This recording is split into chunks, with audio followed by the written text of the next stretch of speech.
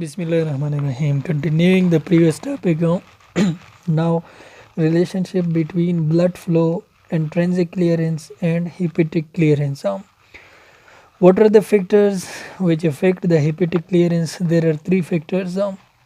Blood flow to the liver. The more the blood flow to the liver, the more will be the rate of metabolism, and the less will be the bioavailability. Intrinsic clearance, it is intrinsic property, that is a hereditary property of the liver, by which and it depends upon the amount of enzymes that are produced by the liver.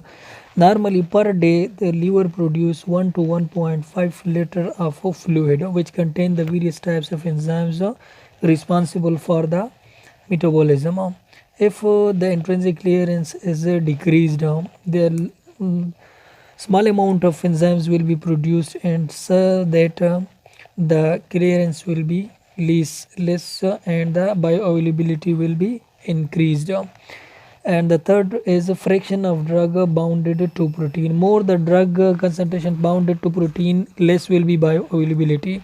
So by changing the blood concentration flowing towards the liver, there is always change in the hepatic clearance and bioavailability. Large hepatic flow, larger the flow towards the liver, more will be drug metabolism and less will be the bioavailability.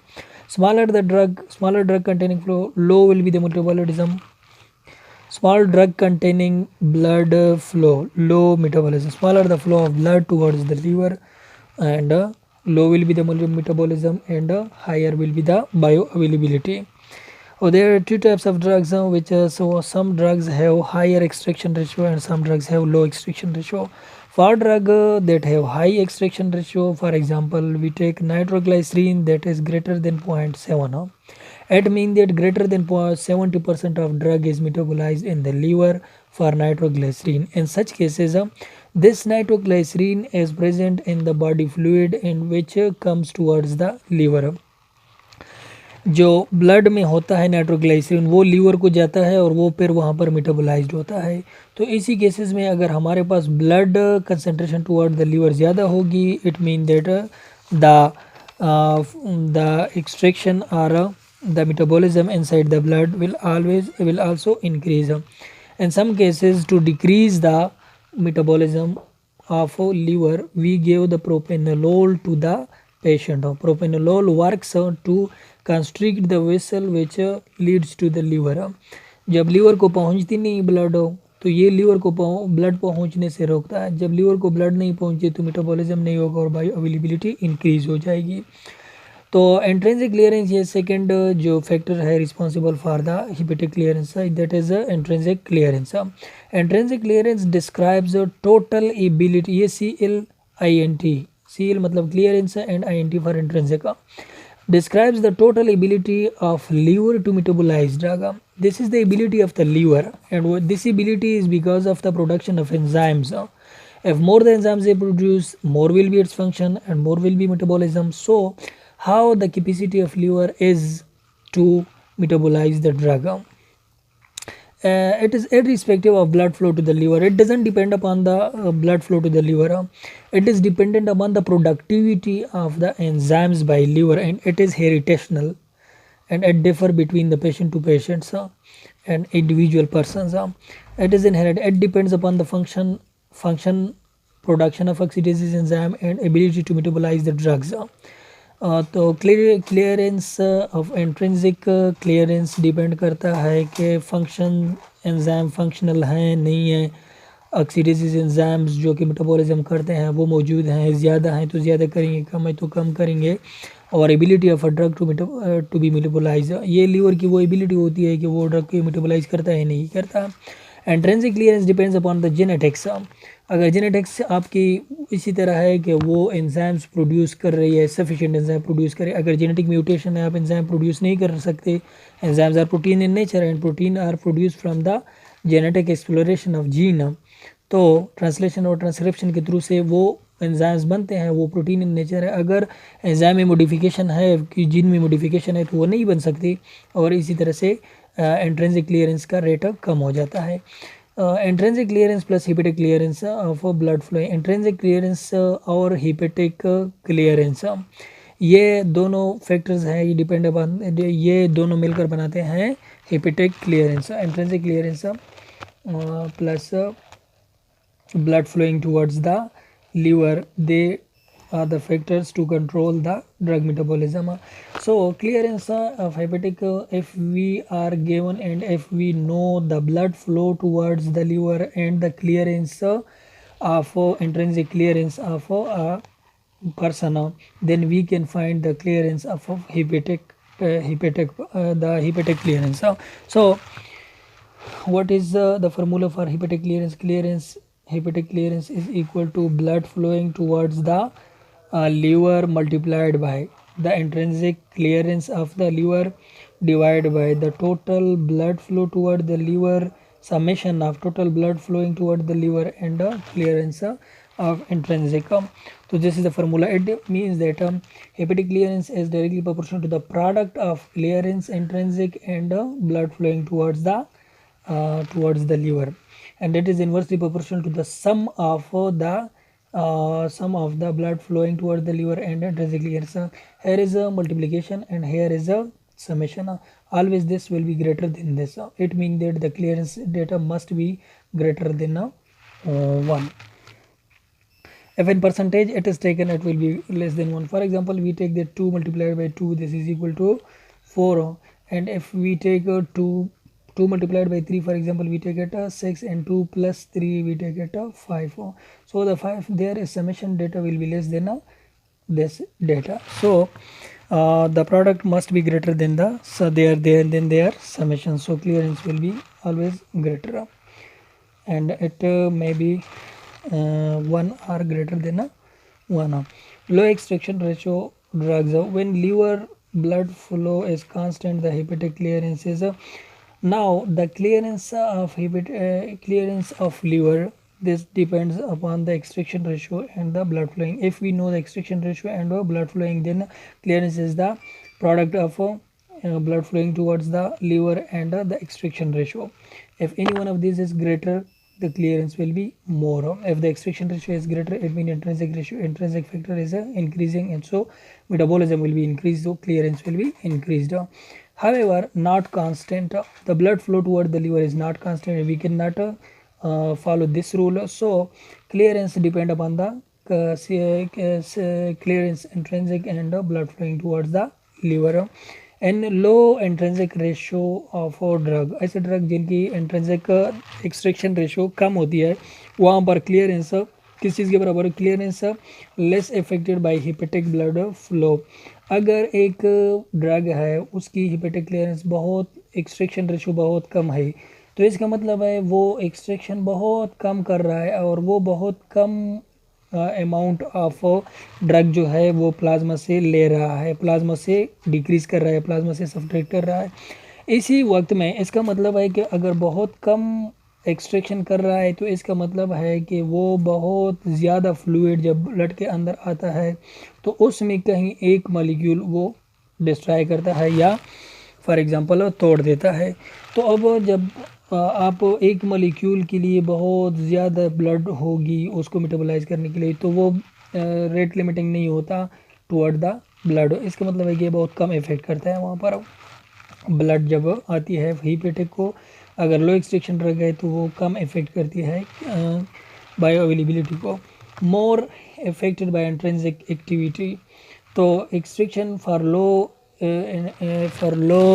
extraction ratio drug, the intrinsic property of the liver more affect the clearance, because if more is intrinsic property, then more will be clearance of max and more will be the enzyme function. Affected by smoking, also clearance affected by smoking, other diseases and change in the biliary secretion. In this case, for example, less than 0.7, if the drug is less than 0.7 or 0.4 or 0.3 or 0.2 or 0.01, that has low extraction ratio, comparatively no. Here clearance of hepatic clearance is equal to rate of drug removed divided by coming blood supply towards the liver. Rate of drug removed, rate of drug metabolized, divided by rate of blood entering into the liver. So rate of drug removed is equal to clearance, that is equal to, so rate of drug remove is equal to rate of drug remove ये है, तो एक cross multiplication हो जाएगा hepatic clearance multiplied by blood supply towards the liver. अभी हम पढ़ेंगे कि प्रोटीन बाइंडेड ड्रग है तो वो किस तरह से क्लियरेंस उसकी होगी through the liver. There are two types of clearances. One is restrictive clearance and other is non-restrictive clearance. The restrictive clearance means that the liver must clear it. There is a metabolism, utmost metabolism, इसकी metabolism ज़रूरी होगी, इसकी metabolism liver की गिरफ्त में है और ये लीवर के अंडर है इसकी मेटाबॉलिज्म। तो फ्री ड्रग जो है वो उसको लीवर अच्छी तरह मेटाबोलाइज करता है, लीवर को कोई भी हिंड्रेंस नहीं होती। तो रिस्ट्रिक्टिव जो है, रिस्ट्रिक्टिव ड्रग मेटाबॉलिज्म किसकी होगी, फ्री ड्रग की होगी। नॉन रिस्ट्रिक्टिव क्लियरेंस होती है जो लीवर के कंट्रोल में नहीं होता, उसकी क्लियरेंस। प्रोटीन बाउंडेड ड्रग वो आमतौर पर फ्री ड्रग से ज़्यादा हिंड्रेंस पेश करता है क्लियरेंस के लिए। सो first we study this the restrictive clearance. Reason why the free drug is restricted to be metabolized in the liver. The free drug reaches easily across the hepatocyte cell membrane for metabolism.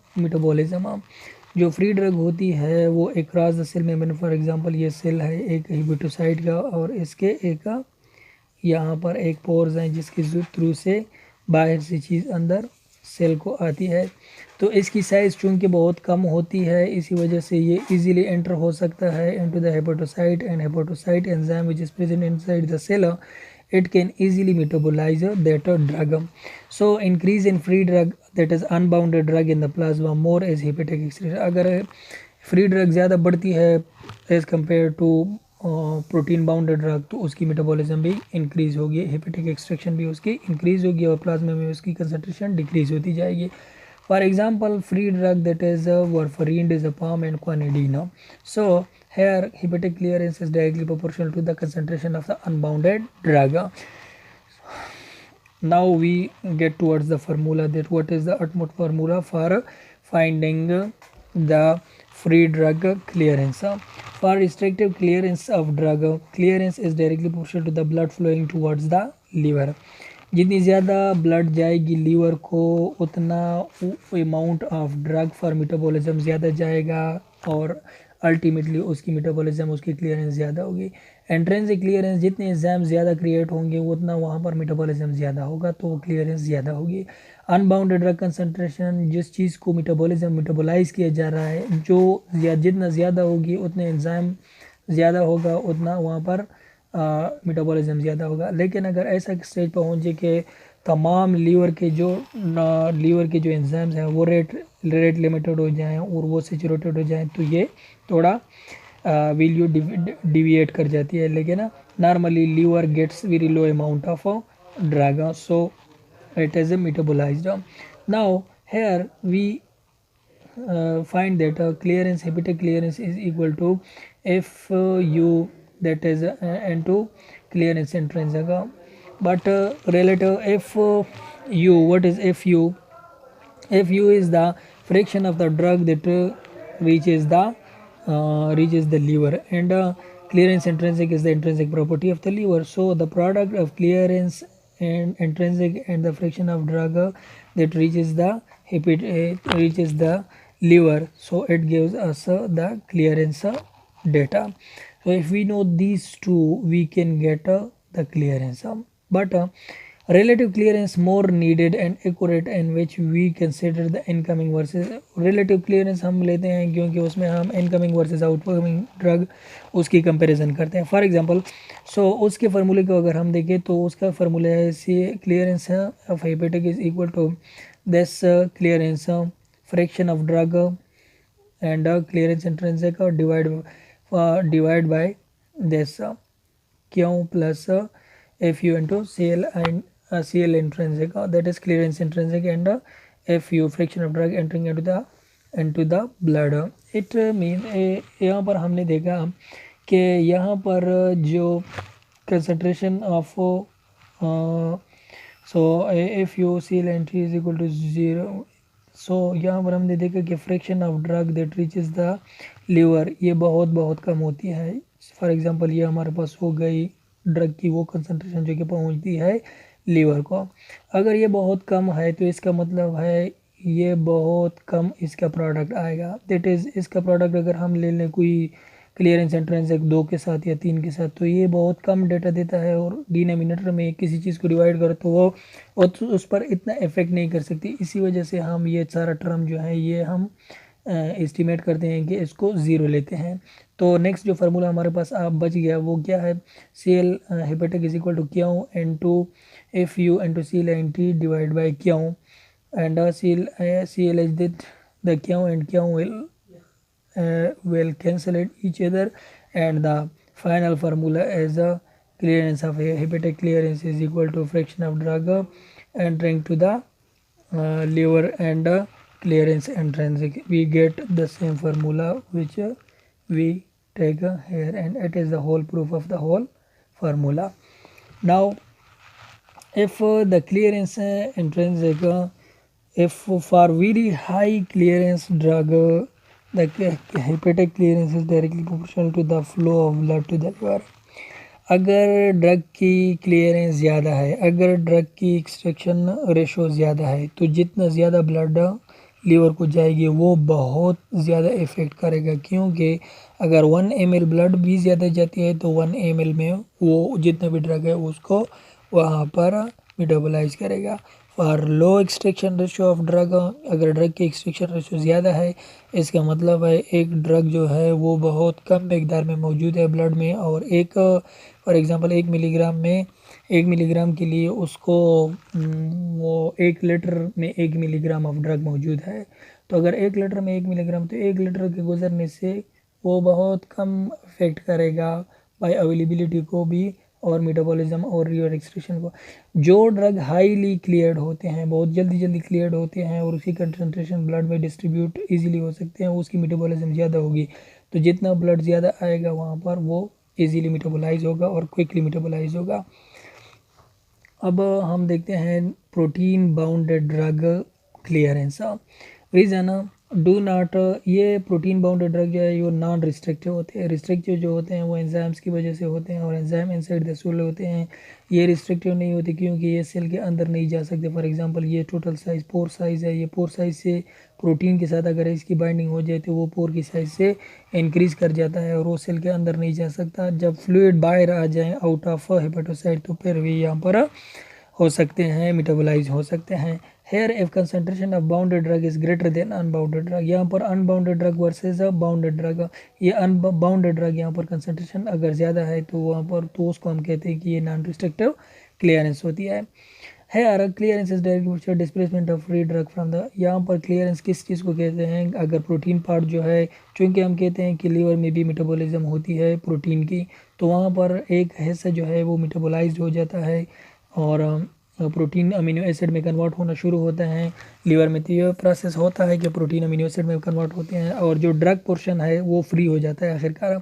तो जितना drug portion यहाँ पर free होता जाएगा वहाँ पर clearance ज़्यादा होती जाएगी। अब ये प्रोसेस तो होता है लीवर में। लीवर के बगैर जहाँ भी ये प्रोटीन बाउंडेड है तो protein bounded with drug it is never for a therapeutic use, it can never be for therapeutic use. And when here the free drug is freed from the protein, and here the enzyme is ready to metabolize the drug. So clearance is directly proportional reversibility of bindness, जितना bindness कम होता जाएगा वहाँ पर clearance ज़्यादा होगी। Propranolol, morphine for example, these are the drugs which carry the non-restrictive clearance.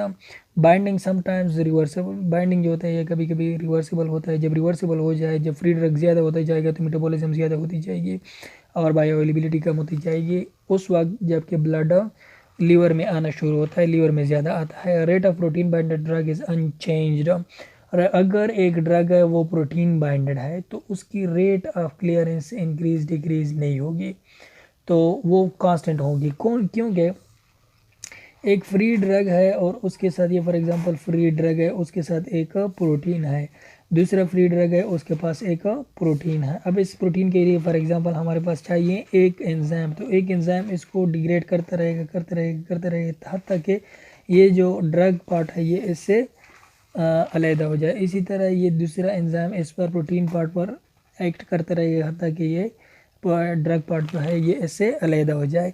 फिर बाद में क्या होता है, बाद में ये होता है कि ये मेटाबोलाइज होता है। तो ये जो प्रोसेस है ये कांस्टेंट प्रोसेस है और इसके लिए कैलकुलेटेड जो फॉर एग्जांपल हम कहते हैं कि एक मेटाबॉलिज्म के लिए एक एंजाइम की ज़रूरत है, इसी वजह से ये रेट क्लियरेंस जो होता है ये भी कांस्टेंट होता है।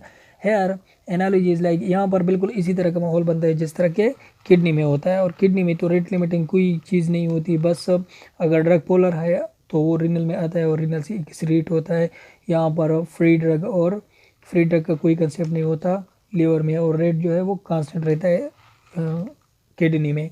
तो इसी तरह का माहौल एनालॉजी बिल्कुल किडनी की तरह हो जाती है कि अगर प्रोटीन बाइंडेड ड्रग है तो उसकी रेट में इंक्रीज नहीं आएगा।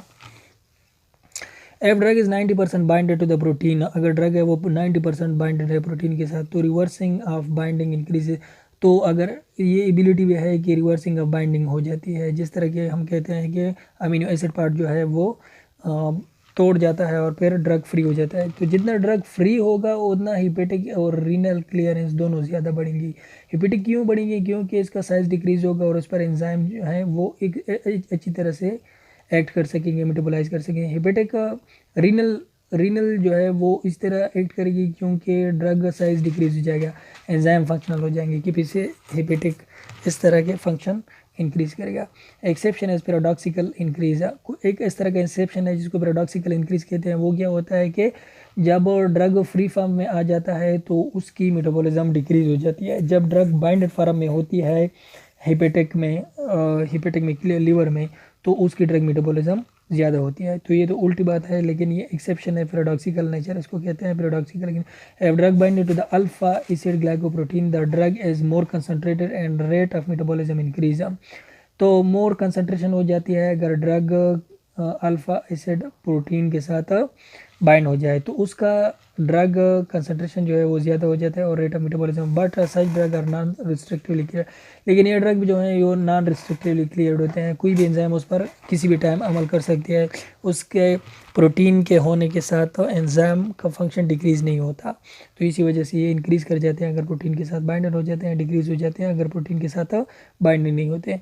Factor affecting relationship to hepatic clearance, for low extraction ratio और हाई एक्सट्रैक्शन रेशो ड्रग, किसी भी किस्म की ड्रग है या लो एक्सट्रैक्शन रेशो की है या हाई एक्सट्रैक्शन रेशो की है, तो अगर उसकी क्लियरेंस ज़्यादा होती जाएगी, डबलिंग द क्लियरेंस इंट्रेंसिक, अगर इंट्रेंसिक क्लियरेंस उसके लिए बढ़ती है जो लीवर की कैपेसिटी है तो उसकी क्लियरेंस बढ़ेगी, उसकी एक्सट्रैक्शन रेशो बढ़ेगी, उसका टाइम इंटरवल जो है हाफ टाइम जो है वो डिक्रीज होता जाएगा, ड्रग क्विकली एलिमिनेट होगा, टाइम कम लेगा, टाइम बॉडी के अंदर कम रहेगा, तो वो drug. Relationship with changing in the blood supply, जितना ब्लड सप्लाई डिक्रीज होता जाएगा उतना एक्सट्रैक्शन जो है वो डिक्रीज होता जाएगा, क्लियरेंस जो है वो डिक्रीज होती जाएगी, drug concentration in the plasma जो है वो इंक्रीज होती जाएगी, क्योंकि जो चीज़ इसको तोड़ती है वो डिक्रीज हो रही है, जो चीज़ उसको सस्टेन कर रही है वहाँ पर तो ये नॉर्मली रिजाइड करेगा। For high extraction ratio drug, for high extraction ratio drug, a decrease in the blood flow, decrease the clearance, decreases the extraction and increases drug concentration। ये बिल्कुल इसी तरह का है। elimination, that is effect on clearance, hepatic clearance by changing protein binding, अगर protein binding में change आती है तो हेपेटिक क्लियरेंस में कोई चेंज आता है या नहीं आता है। The effect is difficult to find because may be restrictive may be non restrictive, अगर ड्रग प्रोटीन के साथ बाइंडेड है तो उसकी एलिमिनेशन रेट या क्लियरेंस रेट पर कोई इफेक्ट पड़ता है या नहीं पड़ता। ये इसलिए मसला है कि कुछ ड्रग है जो रिस्ट्रिक्टिव मेटाबोलाइज होते हैं, कुछ ऐसे ड्रग है जो नॉन रिस्ट्रिक्टिव मेटाबोलाइज होते हैं। जैसे कि हमने यहाँ पर पैराडॉक्सिकल में देखा कि एक ग्लाइकोप्रोटीन है ये इसके साथ अटैच कर रहा है लेकिन ये नॉन रिस्ट्रिक्टिव है तो ये उसको डिक्रीज़ नहीं कर रहा है, पैराडॉक्सिकल नेचर ये इंक्रीज़ करते हैं मेटाबॉलिज्म को, जबकि बाद में हमने देखा कि वो डिक्रीज़ करता है ड्रग मेटाबॉलिज्म को। Imipramine is non-restrictively cleared, so it decreases the clearance। Imipramine for example protein binded जब हो जाता है तो क्लियरेंस उसकी डिक्रीज हो जाती है। But for high extraction ratio drug independent on protein, लेकिन कुछ ऐसे ड्रग है जो कि हाई एक्सट्रैक्शन रेशियो वहाँ पर डिपेंडेंसी नहीं होती है प्रोटीन बाइंडर पर। कुछ ऐसे ड्रग है जिसकी मेटाबॉलिज्म इंक्रीज भी होती है, जिस तरह की यहाँ पर हमने देखा। Drug of low extraction ratio greater affected by protein binding, अगर लो एक्सट्रैक्शन रेशियो ड्रग है तो वो ग्रेटर इफेक्ट होती है प्रोटीन बाइंडिंग से। लो एक्सट्रैक्शन रेशियो ड्रग है तो जितनी प्रोटीन बाइंडिंग ज़्यादा होगी उसकी एक्सट्रैक्शन भी कम हो जाएगी। अगर हाई एक्सट्रैक्शन रेशियो ड्रग है तो वो इंडिपेंडेंट है, independent on the protein binding. और लो एक्सट्रैक्शन रेशियो वाली ड्रग जो है जिसका कम मेटाबॉलिज्म होता है वो प्रोटीन बाइंडिंग पर इफेक्ट करता है, क्योंकि उसका प्रोटीन बाइंडिंग से उसका इंक्रीज हो जाता है blood concentration.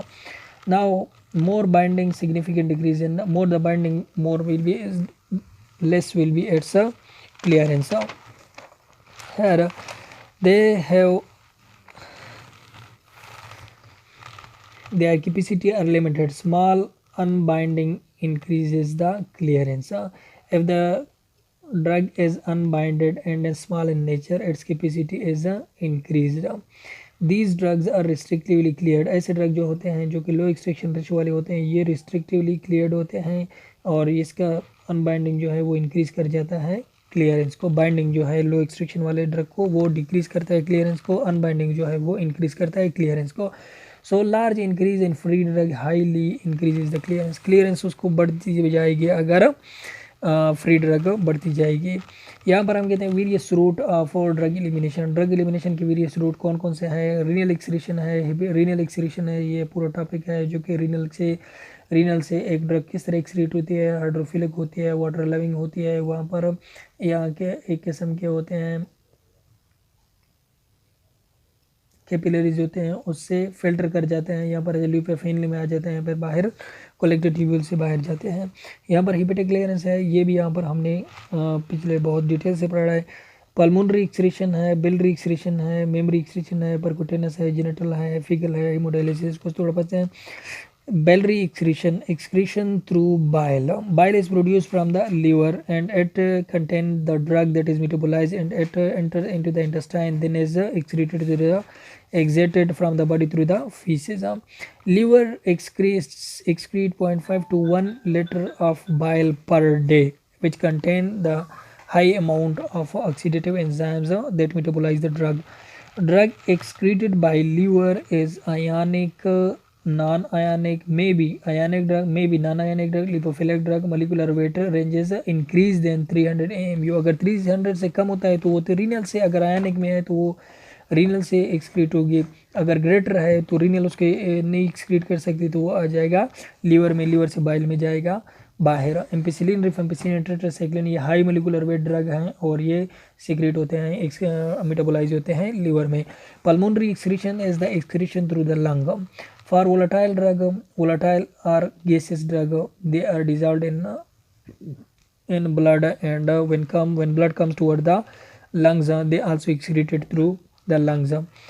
For example, anesthetics है, अल्कोहल है, ये डिपेंडेंट अपॉन है प्रेशर, जितना प्रेशर बढ़ेगा उतना ये from higher pressure to lower pressure जाएंगे और बाहर निकल जाएंगे। Mammary excretion is the excretion of or drug to the mammary glands which are lipophilic in nature. The drugs which are lipid residents and those drugs which are lipophilic they come towards the mammary glands, and here they are dissolved in the milk and is excreted in the milk. It may have adverse effect on the baby, occur by passive diffusion. These thus drug should be avoided. इसी वजह से हम कहते हैं कि during lactation हमें ज़्यादा drugs नहीं देनी चाहिए to the mother. Salivary excretion it is rare pathway because drugs are swallowed and reabsorb. बहुत सारे ड्रग जो है वो हम खा लेते हैं और वो ओरली थ्रू GIT हम लेते हैं, वो एब्जॉर्ब होते हैं। तो एक्सक्रीशन यहाँ पर बहुत थोड़ी ही ड्रग है जो कि सिलेवरी एक्सक्रीट होते हैं, सिलाइवरी। तो वो ड्रग जो कि लिवर सॉल्युबिलिटी है उसकी PKA जो होती है वो फिक्स होती है एज लाइक सिलेवरी ग्लैंड और and protein binding.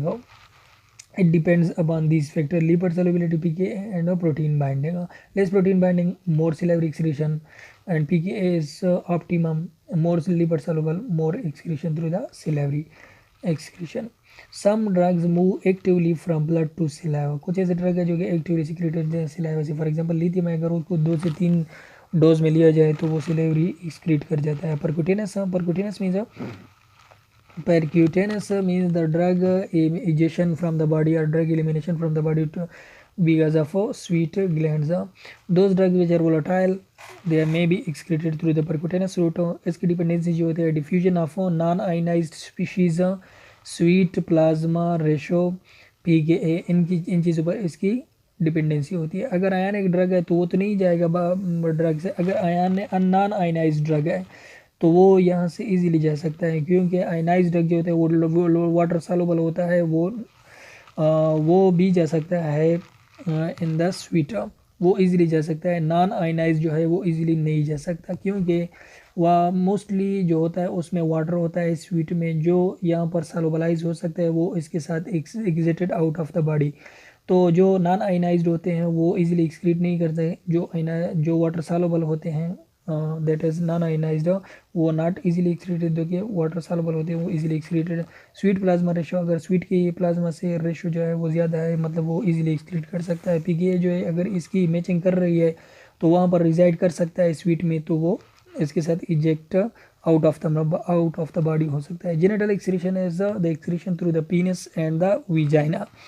Drug in male, the drug is when the drug is lipophilic, it may enter into the prostate glands through circulation, and here it resides. And when the semen is produced, the drug may go outside the body to within the semen. And female, when the drug is secreted to the uterus, and the drug is come here to the uterus in the blood, here it may be secreted with the fluids coming out of the uterus. Fecal excretion. Fecal excretion is the excretion through the GIT feces. Mainly the fecal excretion occur for the local drug that are inside the GIT. For example, magnesium trisilicate and heavy metal, they are excreted out of the body through the fecal way, through the feces. Large molecules by the livers via bile to the GIT. Large molecules जो liver में metabolise होते हैं, bile में आ जाते हैं, bile से बाहर फिर GIT में आ जाते हैं, तो फिर बाहर आउट ऑफ द बॉडी हो जाते हैं. Haemodialysis, it is artificial removal of waste by the diffusing from the body toward the dialysis fluid. ये एक फ्लूइड लगा दिया जाता है ब्लड के अंदर, ब्लड के साथ एक कंटेक्ट में लगा दिया जाता है. जो भी वेस्ट प्रोडक्ट होते हैं, अगेन यहाँ पर एक परमेबल मेम्ब्रेन होता है, या फॉर एग्जांपल ब्लड है, यहाँ पर फ्लूइड है जो कि डायलिसिस फ्लूइड है. ये सेमी परमेबल मेम्ब्रेन है, ये उसको अट्रैक्ट करता है. यहाँ से जो ब्लड में चीज़ें होते हैं वेस्ट, वो इसको अट्रैक्ट करते हैं और इससे ऑस्मोसिस के जरिए से बाहर निकलता है. तो ये एक मेथड है रिमूवल ऑफ ड्रग का भी. In case is renal failure, अगर रीनल फेलियर हो जाता है तो ये अप्लाई हम कर सकते हैं. Importance of this techniques one, ये तब हम यूज़ करते हैं जब ड्रग जो है वो गुड सॉल्युबल इन वाटर हो, क्योंकि इसमें इंपॉर्टेंट मेजर वाटर होती है, और वाटर जो है वो एक चीज़ को H2O में हमारे पास O नेगेटिव है, H पॉजिटिव है, वो आयनिक होते हैं या पोलर होते हैं उसको अट्रैक्ट करते हैं और फिर अपने साथ बाहर निकलता है. Non plasma protein binding drug, अगर ड्रग है जो प्रोटीन के साथ बाइंडेड है तो वो तो इसी में परमेबल के मेम्ब्रेन के उस तरफ नहीं आ सकती, तो इसी वजह से इसका ये यहाँ पर हेमोडायलिसिस में हम इस तरह के ड्रग्स को come out of the blood नहीं कर सकते. Non plasma protein binding drugs, when molecular weight is less than 500, when molecular weight is less than 500, हम उस वक्त हेमोडायलिसिस इस्तेमाल कर. अगर ग्रेटर देन 500 है तो यहाँ पर जो हम प्लाज्मा मेम्ब्रेन इस्तेमाल करते हैं तो ये उस फ्लूइड में नहीं आ जाएगा, क्योंकि इसकी साइज़ बड़ी होती है और इसमें जो पोर साइज़ होते हैं वो कम होते हैं, तो ये यहाँ पर फिल्टर नहीं होता और वो ब्लड में ही रहता है. Small volume of distribution, if the drug is small or present in the blood, then and this is the also case in which we cannot perform the hemodialysis process, because if the drug is in low concentration in the blood, then the hemodialysis process should be for a very long time, and the drug more reside in the blood, not coming towards the fluid, that is hemodialytic fluid.